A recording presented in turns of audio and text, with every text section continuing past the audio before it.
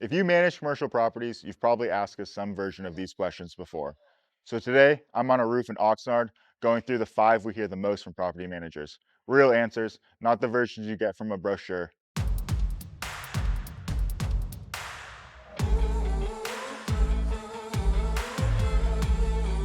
How do I know if my roof actually needs repair? The short answer is frequent leaks, visible water damage, obvious wear, or a roof that's getting up there in age. But here's the part that trips people up the most that isn't visible from the ground or even from a window a few floors up. A roof can look completely fine from where you're standing and still have wear right here on the surface that's been building up for years. That's really the answer underneath the answer.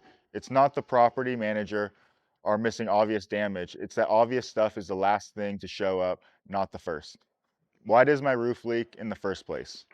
People expect one big answer here, but it's usually a combination of smaller ones. Age and general wear are part of it, so is the original installation. A roof that wasn't installed correctly is going to show it eventually, sometimes years later. Lack of upkeep is a big one, since small issues that go undressed don't stay small. And then there's the ones people don't think about, other contractors working on the roof. HVAC technicians, solar installers, electricians, anyone who has a reason to be up here can affect the roof without realizing it, just from foot traffic or equipment near a seam. The roof doesn't fall in one dramatic moment most of the time. It's usually several small contributing factors stacking up. How often should this actually get inspected? Ideally twice a year, spring and fall, plus any time there's been a major storm. That's more than a lot of property managers expect to hear because the roofs tend to be out of sight and out of mind until there's a problem. The reason for the cadence, specifically spring catches whatever winter rain did and fall catches whatever the summer heat did, before either one turns into something bigger. Waiting for a visible problem means you're already behind it. If it's been a while since anyone's actually been up on your roof, we offer free inspections. No pressure, just an honest look at where things stand. Links in the description. How do I know if I need a repair or a full replacement? This is the question with the most writing on it because the wrong call either way costs money. Repair makes sense when the damage is isolated and the rest of the roof is still in good shape.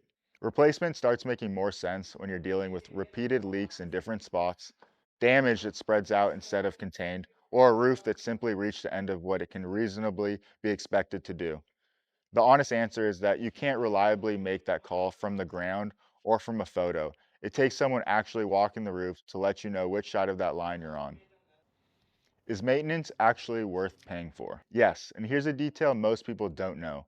A lot of the manufacturer warranties actually require documented maintenance to stay valid. So skipping it isn't just a maintenance decision, it can be a warranty decision too.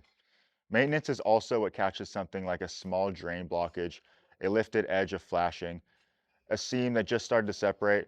While it's still a 5-minute fix, if neglected, could cost thousands.